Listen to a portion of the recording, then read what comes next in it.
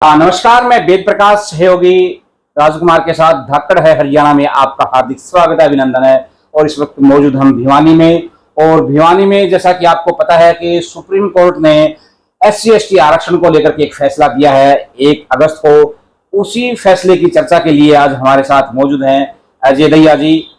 दहिया जी, स्वागत है आपका। थैंक यू दहिया जी। आपका भी और आपके चैनल का भी सभी दर्शकों का बहुत बहुत वेलकम है, स्वागत है। दहिया जी, ये जो फैसला 1 अगस्त को आया, इसमें वर्गीकरण की भी बात है, राज्य सरकार को भी पावर दी गई है, और इसमें सबसे बड़ी बात क्रीमी लेयर की है। तो इन तीनों बातों पर चर्चा करेंगे। तो सबसे पहले हम बात करते हैं वर्गीकरण की। तो आखिर वर्गीकरण की जरूरत क्यों पड़ी? क्या ये संवैधानिक है या असंवैधानिक है? भारती जी, जैसे शेड्यूल कास्ट एक शेड्यूल था, शेड्यूल ऑफ कास्ट, अनुसूचित जाति की अनुसूची थी, एक शेड्यूल था।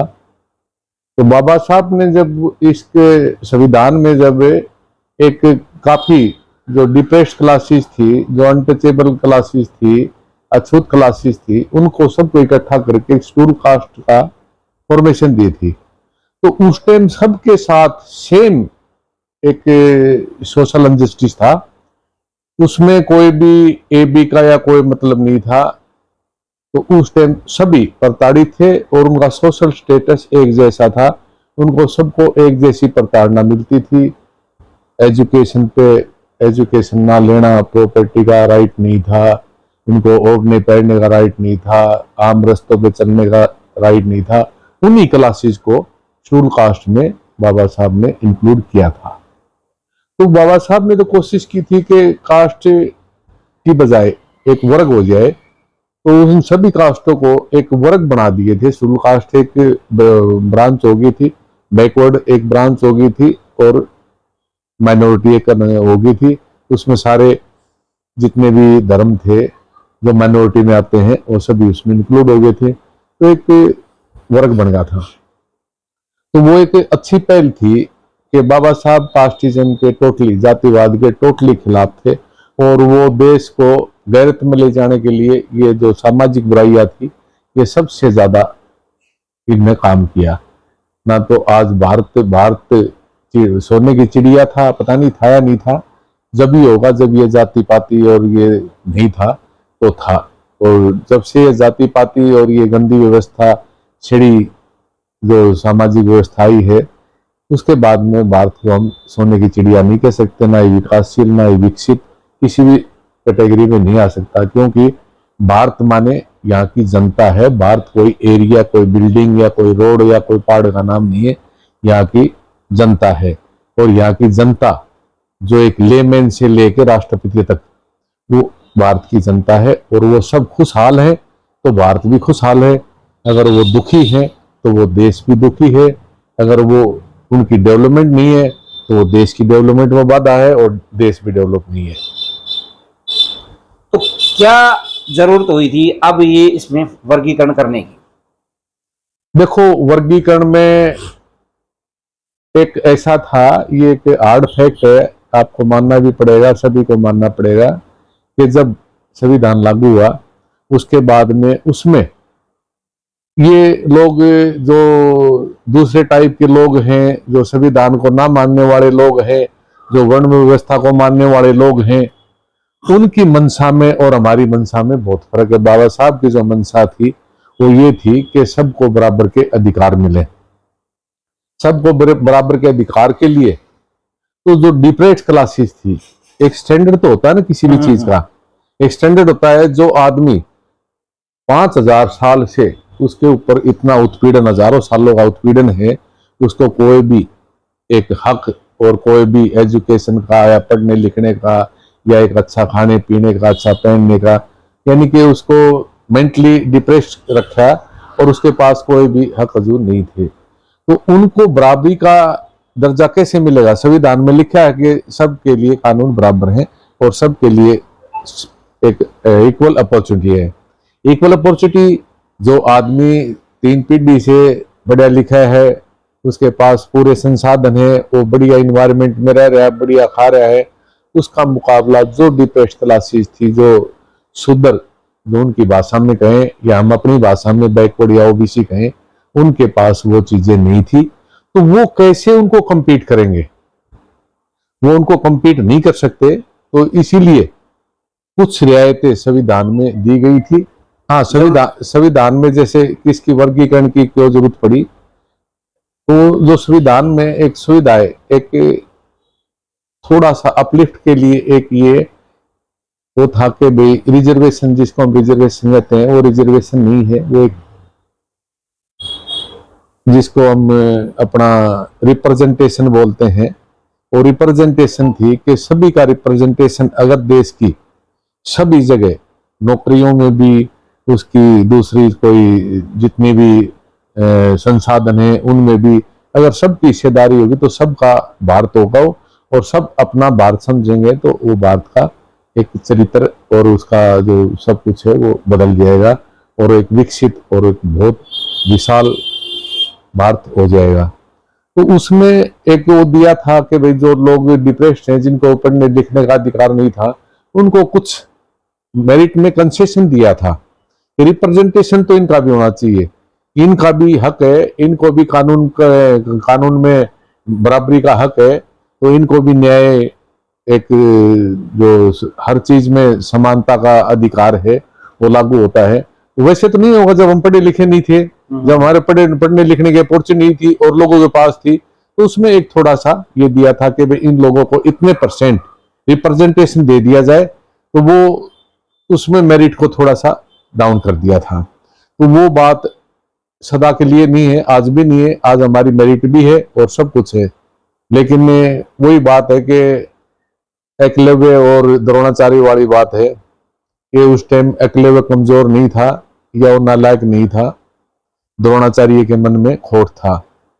तो वो खोट अभी भी पूरी तरह निकला नहीं है। जहां भी मौका मिलता है, वो चाहे IITs हैं, चाहे वो एम्स हैं, चाहे वो बड़े बड़े संस्थान हैं, IIM हैं, उनमें भी आज भी वो द्रोणाचार्य उन एकलव्यों के साथ ऐसा व्यवहार नहीं करते कि वो उनको भारतीय मान के, अपना बच्चा मान के, अपने एक डिप्रेस्ड क्लासेस हैं उनको हम दिल से अगर एक्सेप्ट नहीं करांगे तो न्याय नहीं होगा। तो वो दिल से नहीं हो रहे, क्योंकि आप दिन प्रतिदिन देखते हैं बच्चे वहां सुसाइड करते हैं, उनके घर में इतनी उनको जागृति नहीं होती कि वो किसी बात को उठा सके। नए नए बच्चे वहां जाते हैं, जब उनके साथ टीचर, एडमिनिस्ट्रेशन और स्टूडेंट उनके साथ जब जो व्यवहार करते हैं, वो रोहित वेमुला जैसे वो तो चलो मैच्योर था, जो नए नए बच्चे हैं मेडिकल में भी और IITs में भी काफी बच्चे सुसाइड करते हैं या ड्रॉप आउट कर जाते हैं। तो ये एक बड़ी गंभीरता से सोचने की बात है। तो क्या आप मानते हैं वर्गीकरण होना चाहिए, उनको भी बराबर का मौका मिलना चाहिए? तो देखो, जब मौका मिला तो बराबर का मिला था। पहले भी हमने कहा है कि सबकी एक जो सामाजिक स्थिति है, क्योंकि वो सामाजिक स्थिति के ऊपर ही रिजर्वेशन का वो किया था कि जो लोग सोशली डिस्क्रिमिनेटेड हैं या सामाजिक उत्पीड़न से वो हैं, उन लोगों को दिया था, तो सब बराबर थे। हाँ, ये जो एक दुर्भावना हमारे अंदर आई है, वो हमारे भाई हैं, हम उनको गलत नहीं कहते, उनको भी मौका मिलना चाहिए। हम बिल्कुल इससे सहमत हैं कि अगर वर्गीकरण से उनको न्याय मिलता है तो वर्गीकरण का कोई भी नुकसान नहीं है। लेकिन वर्गीकरण करने वाले और जो न्याय करने वाले अब 75 साल से इसी देश में है। यहां ऐसा नहीं है कि AB बांट के हम A और B का लेने देने का कोई चक्कर नहीं है, ना तो B कभी देने वाला हुआ है, वो भी लेने वाला है, और A जो अपने आप को A में मानते हैं वो भी लेने वाले ही है, देने वाले नहीं हुए हैं। तो जब देने वाला भी नहीं है तो उसके प्रति इतना रोष क्यों है उन भाइयों में? नहीं होना चाहिए। क्या वो अपने पड़ोस में हमारे जो रहन सहन है, हमारा जो एक सोशल स्टेशन आज भी वही है, आज भी उनके साथ जो एक बर्ताव है समाज में, या उनके साथ एक व्यवहार है, या उनके प्रति जो नजरिया है, वो वही है दोनों का, दोनों साथ रहते हैं तब भी वही है। हाँ 19-21 है, लेकिन उन भाइयों में इतना असंतोष अपने भाइयों के प्रति नहीं होना चाहिए, नहीं होना चाहिए, क्योंकि उस असंतोष से वो टारगेट को भटक जाते हैं। आज भी टारगेट ये है, जब भी कोई डिस्क्रिमिनेशन किसी भी लेवल का होता है, सभी आज तक ए और बी तो बनेंगे जब बनेंगे, लेकिन सबका नजरिया इकट्ठा होकर लड़ाई लड़ने का था। जब भी कोई शेड्यूल कास्ट के ऊपर कोई भी होता था, चाहे वो आपका यूपी में अथरस कांड था, चाहे और कहीं भी दिल्ली में वो मंदिर का कांड था वाल्मीकि बच्ची के साथ जो हुआ था, जब भी कोई हुआ है तो दोनों सब ने शेड्यूल कास्ट ने मिलके, और जिनको वो अपना एक प्रतिदान दिया है कि ऐसा मानते हैं, उन लोगों ने उनको कोऑपरेट किया, उनको साथ दिया है, तो वो उनके दुश्मन नहीं है। उन भाइयों के दिमाग में गलत बात है, ना ही वो देने वाले हुए हैं कि उनको नहीं दिया उनको ले लिया। अगर इसकी स्टेट गवर्नमेंट्स को उन्होंने पावर दी है, कोर्ट ने कहा है कि आप एम्पावर हो गए, आप क्लासिफिकेशन कर सकते हो, जिस पर बैन लगाया था सुप्रीम कोर्ट ने 5 जजेस बेंच ने, तो उसको अब उनने एम्पावर स्टेट गवर्नमेंट को कर दिया कि आप वर्गीकरण कर सकते हो, लेकिन ये नहीं कि किसी भी उस पर कुछ न कुछ तथ्य और डाटाबेस पे करना होगा। तो जब डाटा आएगा तो आपकी आंखें खुल जाएंगी और उन भाइयों की भी आंखें खुल जाएंगी, और जो डिसीजन दे रहे हैं, जिस मानसिकता से डिसीजन दे रहे हैं और वेलकम कर रहे हैं, उनकी भी आंखें खुल जाएंगी। उनको पता चल जाएगा कि किसको कितना मिला और किसको कितना मिलना चाहिए था। आज भी अगर वो डाटा लेके आते हैं, आज हमारा दिखा दो रिप्रेजेंटेशन कितना है, आरक्षण से कितनी बढ़ती हुई है। आज की प्रेजेंस में अगर आप देखोगे तो 3-4% ही तो सारा 15% है शेड्यूल कास्ट का सेंटर में, और स्टेट में तो 20% है। 20% में जो सारा 8-10% तो पूरा भर्ती हुआ है, उसमें वो हमारे भाई भी हैं जो आज एक अलग वर्गीकरण की जिनकी मांग है और जो अपना सोशल जस्टिस जो मानते हैं वो इंक्लूड है।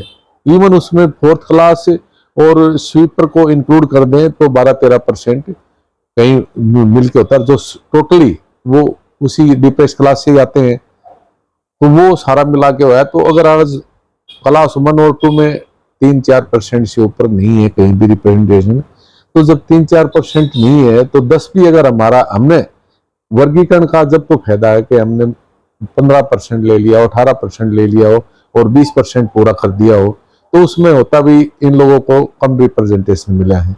और रिप्रेजेंटेशन के लिए सबसे बड़ी बात है कि क्वालिफाइड अवेलेबिलिटी, एक उसको एक जो स्टैंडर्ड है उसको तो मेंटेन देखो करना पड़ेगा, उसके लिए एजुकेशन एक सबसे बड़ा बेस है।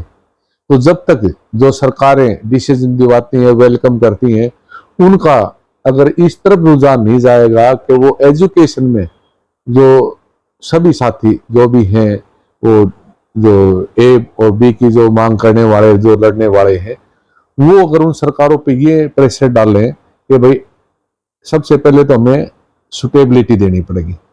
सुटेबिलिटी कौन देगा? सुटेबिलिटी सरकार की ड्यूटी है, क्योंकि कॉलेज, स्कूल और किताबें जो भी एक एजुकेशन पे जो फंडिंग होती है वो सरकार की होती है, वो एबी की नहीं होती। तो उसमें कितना इन्वेस्टमेंट सरकार कर रही है, कितना उनको तो दे रही है, उनके लिए कोचिंग सेंटर, उनके लिए जैसे ये नवोदय स्कूल हैं, सेंट्रल स्कूल हैं, उनमें 50% का रिजर्वेशन उनमें कर दो। जब तक उनको अच्छी एजुकेशन नहीं दोगे तो वो सुटेबिलिटी नहीं होगी, तो वो बेचारे फिर वो वहीं रह जाएंगे और उनकी मांग धरी धराई रह जाएगी। और आज हमें इतना पता है कि ये स्टेप है, ये कहीं बहुत लंबी दूरी पर जाके बहुत बड़ा इफेक्ट करेगा। उनके पास भी नहीं रहेगा और हमारे पास भी नहीं रहेगा। दोनों भाइयों को लड़ा के ये वो उसके अगेंस्ट में चले जाएंगे, वो उसके अगेंस्ट में चले जाएंगे। कोर्ट से आप कभी उम्मीद मत करना। बाबा साहब ने भी यही कहा था कि जिस कोर्ट में आपको न्याय की उम्मीद ना हो वहां पे एप्लीकेशन लगाना मूर्खता है। तो जो ये फैसला आता है तो गाजियाबाद के हैं, एवरक से आते हैं राजेंद्र पासी जी, तो उन्होंने एक पोस्ट डाली सोशल मीडिया पर, काफी वायरल हो गई है पोस्ट। तो सारे भी माओ हैं, पासवान, महार और अपने जो ये जाते हैं पासवान हम बात करते हैं बिहार की तो आते हैं बी में, हाँ। लेकिन अगर हम यूपी की बात करते हैं तो पासवान एक कैटेगरी में आते हैं। क्योंकि जैसे चिराग पासवान जी ने इसका हाँ, विरोध किया है, तो वो बिहार में भी वर्गीकरण हुआ था, तो वो वहाँ पासवान बिहार में वर्ग बी में तो आते हैं। इसको लेकिन कैसे काउंटर करोगे लेकिन बताओ? अगर यूपी की बात करते हैं तो यूपी में ए वर्ग में आते हैं, तो वहां उन्होंने ये बात सोशल मीडिया पे की है, भाई सबसे पहले नौकरी किसके पास आई? धोबी के पास आई। धोबी ने अपना व्यवसाय शुरू किया कपड़े धोने का, और उन्होंने अच्छा पैसा कमाया, लेकिन अपने बच्चों को शिक्षा से वंचित रखा। बाबा साहब की शिक्षाएं नहीं मानी उन्होंने। अब शिक्षित बनो, संगठित रहो, संघर्ष करो। इसी तरह वाल्मीकि समाज ने, उनके पास भी पैसा आया क्योंकि वो नौकरियों में ज्यादा थे।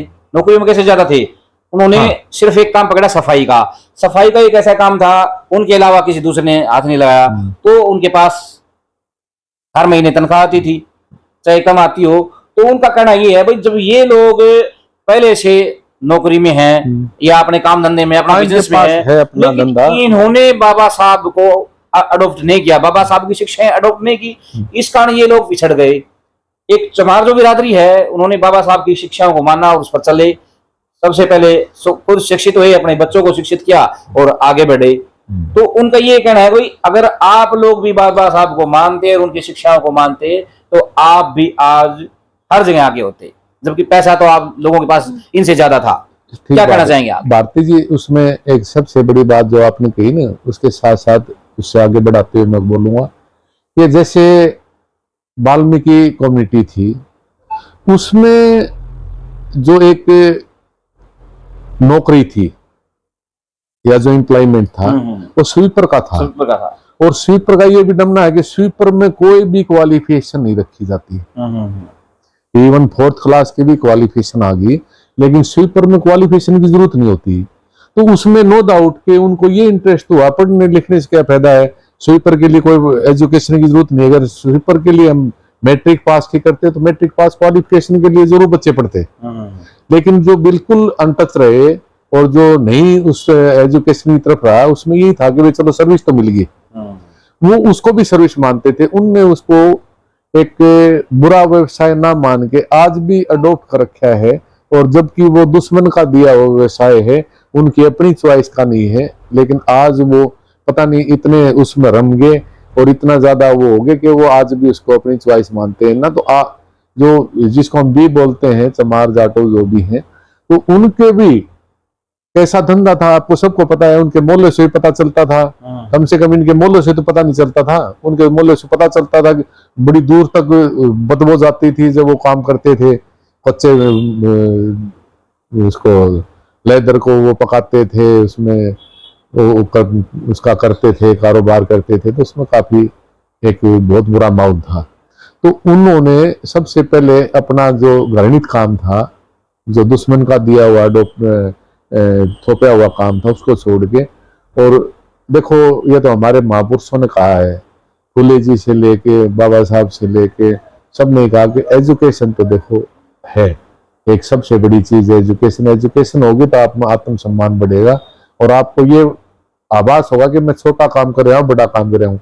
ये लोग कहते नहीं है काम का कोई छोटा बड़ा नहीं होता, नहीं, काम का ही छोटा बड़ा होता है। काम जैसा है वैसा ही आदमी का स्टैंडर्ड होता है। जैसा वो काम करेगा वो आदमी भी बड़ा छोटा बनता है, और उस काम से बड़ा छोटा बनता है। काम का बड़ा छोटा होता है, कोई भी काम हो वो बड़े छोटे में आता है।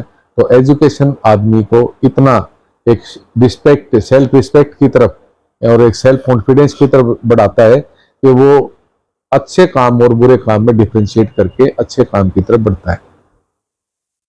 सुप्रीम कोर्ट ने जो राज्यों को जो पावर दी है वर्गीकरण करने की, तो संविधान सम्मत नहीं है, क्योंकि कानून बनाने का जो पावर है वो संसद को है, और अंत में उस पर राष्ट्रपति साइन करते हैं तब वो कानून बनता है। तो आप क्या मानते हैं, क्या ये सही फैसला है? भारती जी, बिल्कुल नहीं है। बिल्कुल संविधान में बिल्कुल कोई भी ऐसा कोई जगह नहीं छोड़ रखी कि वो ऐसा फैसला दिया जाएगा कि वो डिवाइड करके वहीं वापिस ही कास्ट की वो राजनीति की जाएगी ग्रुप के नामों का करके। ये था कि संविधान ने कब कहा था कि प्राइवेट स्कूल खुलेंगे, प्राइवेट हॉस्पिटल कहेंगे। संविधान में तो सभी को समान शिक्षा का अधिकार दिया है। अगर समान शिक्षा का अधिकार होता, प्राइवेट नहीं होते स्कूल और सबको होता, तो हो सकता आज हमें भी रिजर्वेशन की जरूरत नहीं पड़ती, ए को भी नहीं पड़ती, बी को भी नहीं पड़ती।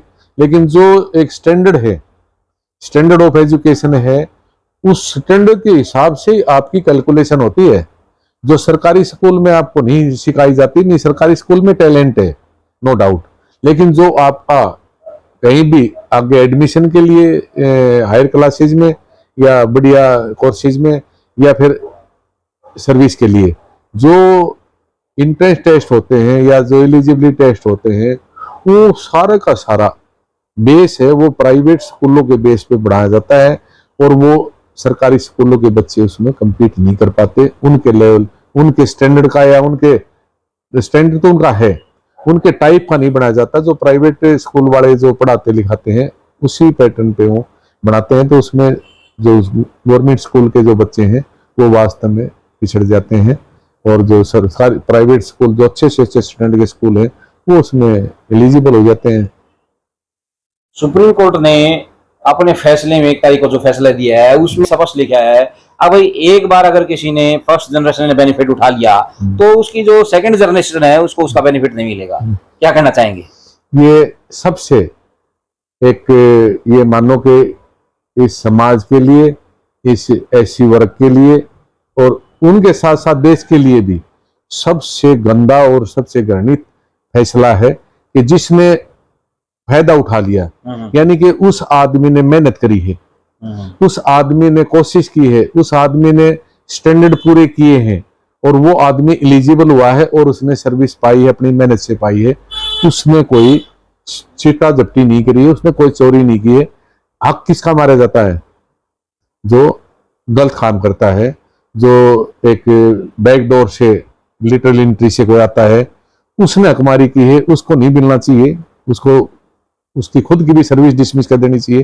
लेकिन जिसने अपनी मेहनत करके, जिसने अपना सब कुछ करके अगर वो सर्विस ली है और उसको फिर पनिशमेंट मिलेगी कि अब जा बेटा तू जा, तेरे बच्चों को ये नहीं होगी, तो ये सबसे बड़ी बात यही है कि हमारी शुरुआत, हम भी मानते हैं कि हमारे जो पूर्वज थे वो सीधे आईएएस या एमबीबीएस या आईआईटी में नहीं गए थे, वो 4th क्लास लगे हैं, 4th क्लास से क्लरिकल में आए, क्लरिकल से और टीचर में भी आ गए, क्लास 3 से वो आए हैं। तो उनमें इतनी साइंस हुई है और इतनी कैपेसिटी हुई है और इतनी एक आर्थिक उनमें एक सुदृढ़ता आई है कि उन्होंने अपने बच्चों को हायर एजुकेशन के लिए प्रमोट किया है। और हायर एजुकेशन के बगैर ना तो कोई रिजर्वेशन का, ना कोई प्रतिनिधित्व का कोई भी मायने नहीं है। तो सब में क्लास 3 क्लास 4 लगा दो, उससे कोई भी उत्थान नहीं होगा, एससी का या बीसी का या ओबीसी का, किसी का भी। तो हायर एजुकेशन जब ही आओगी जब आपका एक पीढ़ी है वो सर्विस में आ गई, नो डाउट कि उसके पास इतने एसेस्ट और इतनी साइंस हो जाती है कि वो बच्चे को गाइडलाइन भी देता है और उस बच्चे को आर्थिक मदद भी करता है, तो बेटा पढ़, उसको एक पढ़ने का मौका मिलता है। तो वो मौका खोसने की बात है, उसका तो मौका घुस जाएगा। जो नए आएंगे वो वही एक क्लरिकल के लिए या एक 4th क्लास के लिए, ग्रुप डी के लिए एलिजिबल होंगे। तो ये कितना बड़ा अनजस्टिस है। ये सोचने की बात है कि जो एलिजिबल होगा उसको तो अपॉर्चुनिटी नहीं मिलेगी, और जो अपॉर्चुनिटी मिलेगी वो एलिजिबल नहीं होगा। तो ये 100% एक भागीदारी के ऊपर बहुत बड़ा हमला है। ये बड़ी विडंबना है कि बहुत बड़ा संकट हमारे ऊपर और देश के ऊपर, दोनों के ऊपर है। तो क्या आप मानते हैं आज भी इस मामले को लेकर के एससी एसटी ओबीसी के लोग अनभिज्ञ हैं, उन्हें पता नहीं है, वो एबी की लड़ाई की तरफ ज्यादा ध्यान दे रहे हैं, जबकि असली मुद्दा तो ये है। इसके साथ साथ जैसे हम एक उन लोगों का टारगेट, एक टाइम था, होगा 5-7 साल 10 साल के, अपॉर्चुनिटियां काफी मिली थी, सर्विस भी सबको मिली थी, लेकिन जैसे से पता नहीं उनकी आंखें कैसे बदल गई। देने वाले तो वही हैं, वो इस देश के राजा हैं, इस देश को चलाने वाले हैं, हर तरह से वो डोमिनेटिंग हैं इस देश पे। तो उन लोगों की जो, वो चाहे जुडिशरी में हो, चाहे वो सरकार में हो और कहीं भी हो, उन लोगों की जो नीयत है उसमें पता नहीं इतना क्यों डिफेक्ट हो गया कि वो लोग बिल्कुल भी वो कहें फुट्टी आंख से भी नहीं सोते, क्योंकि इन लोगों ने अब थोड़ा सा देखो एनवायरनमेंट चेंज होगा, एजुकेशन होगी और खुशहाली होगी उस परिवार में, वो सोचेगा, रोटी से ऊपर भी सोचेगा। अभी तक उनकी सोच रोटी तक की थी, इनको कोई डिस्टरबेंस नहीं थी। अब वो ये सोचने लगा कि मैंने सरकार को बनाना है, मैंने सरकार को गिराना है, मैंने ये करना है, वो करना है, अपना राज भी बनाना है। तो वो चीजें जब उनके दिमाग में आ गई तो वो सबसे बड़ा टारगेट हो गया कि सिर्फ और सिर्फ एक रिजर्वेशन। हम भी मानते हैं, अगर संविधान में बाबा साहब रिजर्वेशन का कंसेप्ट नहीं डालते तो आज ये स्थिति नहीं आती, इतनी बदतर स्थिति होती कि जैसे पहले उन लोगों ने सहा है वो आज भी सहते हैं।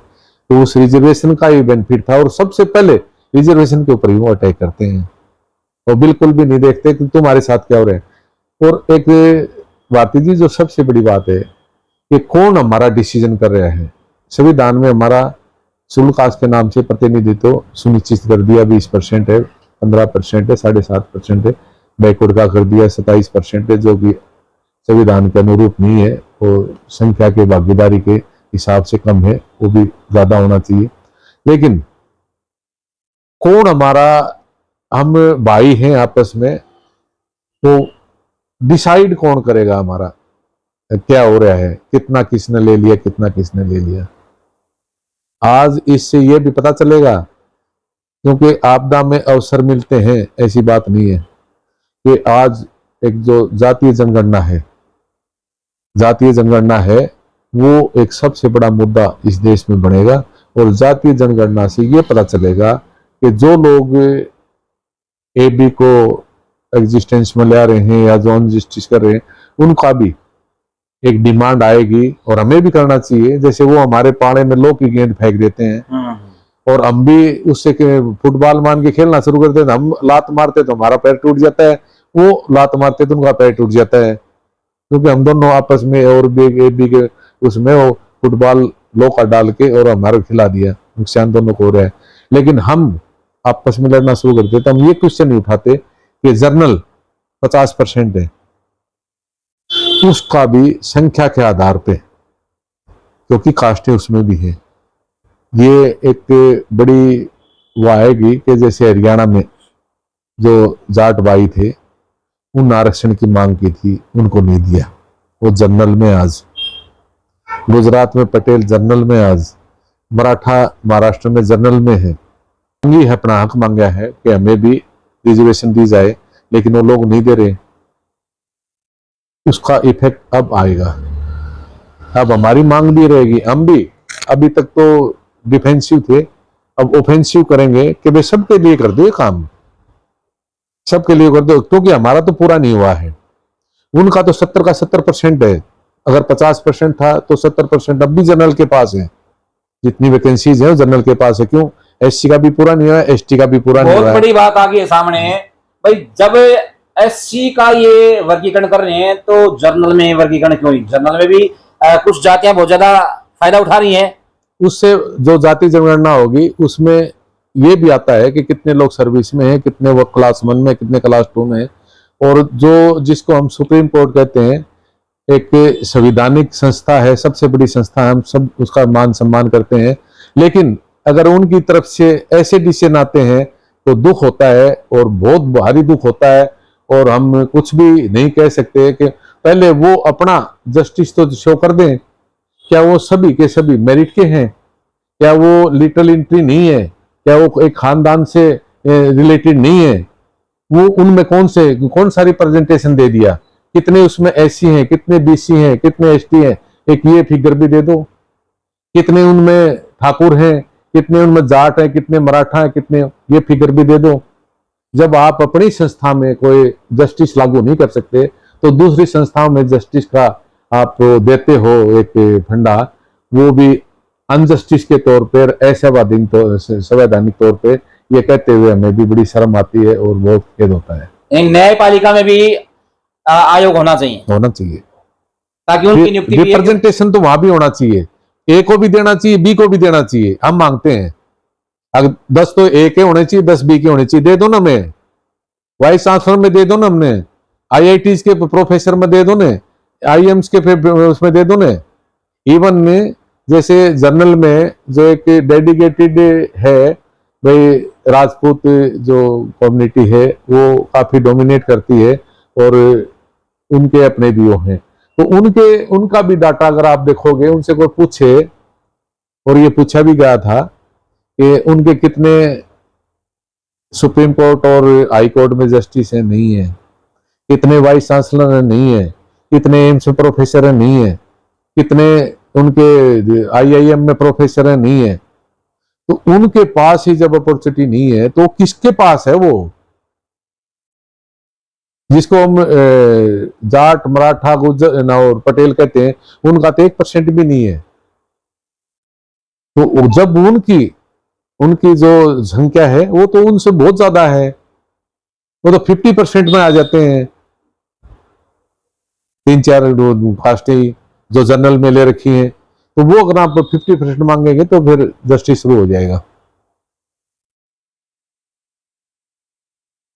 न्यायिक आयोग की मांग भी उठ चुकी है, पहले भी उठी है, पीछे सरकार ने भी बात उठाई थी ये, लेकिन सुप्रीम कोर्ट के सारे जज इकट्ठे हो गए और उसके विरोध में अपना उन्होंने शायद धरना वगैरह भी शुरू किया था। तो ये बात भी जायज है कि वहां भी एक न्यायिक आयोग हो, उसी के माध्यम से उनका चयन हो, न्यायिक प्रक्रिया हो। और सरकार ने एक यूपीएससी में भी लिटरल एंट्रीज शुरू कर दी है, क्या कहना चाहेंगे उसके बारे में?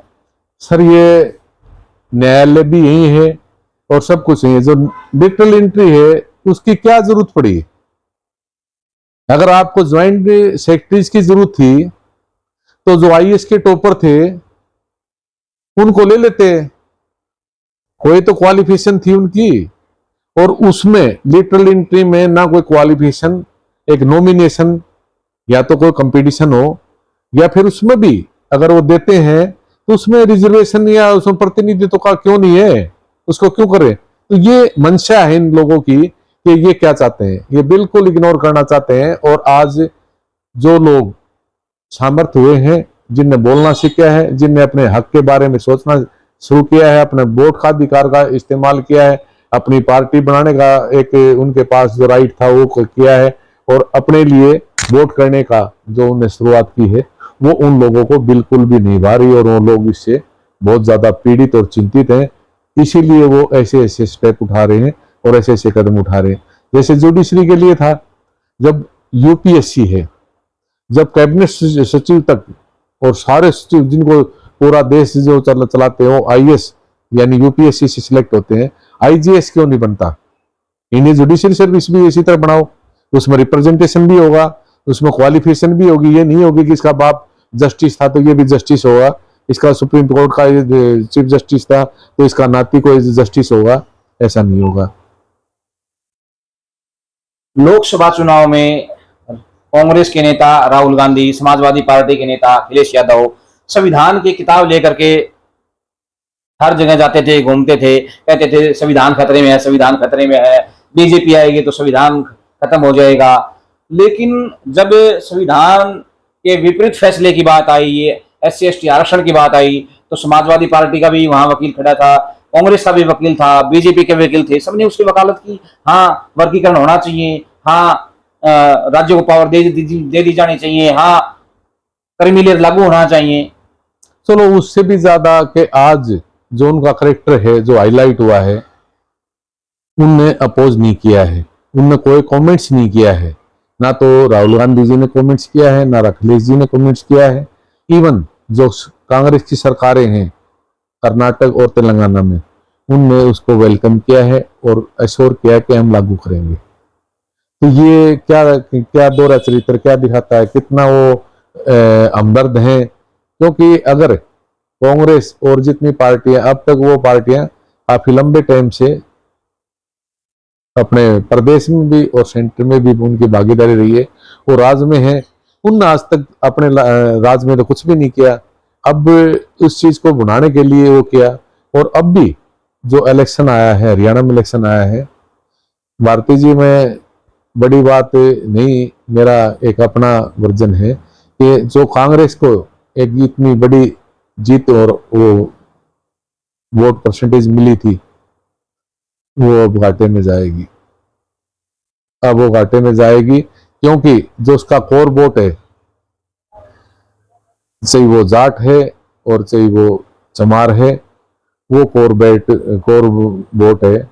वो जो एक गठबंधन हुआ है इन लोग और बसपा का, क्योंकि उन लोगों को कोई भी समझाने वाला या कोई भी ये कहने वाला नहीं है कि उनकी बात का कोई जवाब देने वाला नहीं है, ना कांग्रेस में, ना तो कांग्रेस ही यहाँ तो अपोजिशन में, बीजेपी तो ठीक अपना कर रही है, तो उनको ये कहने समझाने वाला कोई भी नहीं है कि भाई हमने आपके लिए कोई आवाज उठाई है या नहीं उठाई है, कुछ भी नहीं किए। तो वो एक मेजर वोट बैंक है, वो उनकी तरफ देख रहा है कि ये हमारे जो एक असंवैधानिक जो फैसले आए हैं, हम तो सिर्फ ये उसका असंवैधानिक इसीलिए कहते हैं कि वो जस्टिस के लिए नहीं है, ना हमारे भाइयों के लिए जो ए ग्रुप की उसमें है कैटेगरी में, ना बी ग्रुप की कैटेगरी में, वो दोनों के साथ धोखा होगा। और वो धोखा जब पूरी तरह लागू हो जाएगा, जब वो पिक्चर में आएगा तो हमें पता चल जाएगा, क्योंकि जब तक हमारा मन है वो काफी बट जाएगा। और हम नहीं चाहते कि हमारे भाइयों से हमारा मन बटे, हम एकता चाहते हैं और मिलजुल के सारा काम करना चाहते हैं। और हम वर्गीकरण के, रियल वर्गीकरण के पक्ष में है, वर्गीकरण होना चाहिए।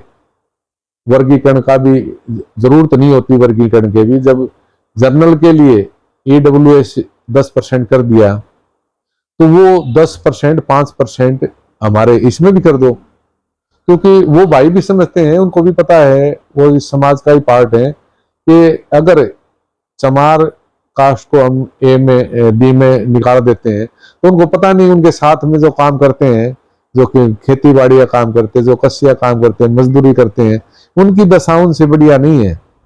एक 10% लोग जो सर्विस में आ गए, जिनका अपना स्टैंडर्ड अप हो गया, जिनने अपना एक कर लिया, मेंटेन कर लिया, उनसे कंपेयर उन लोगों को कैसे करेंगे?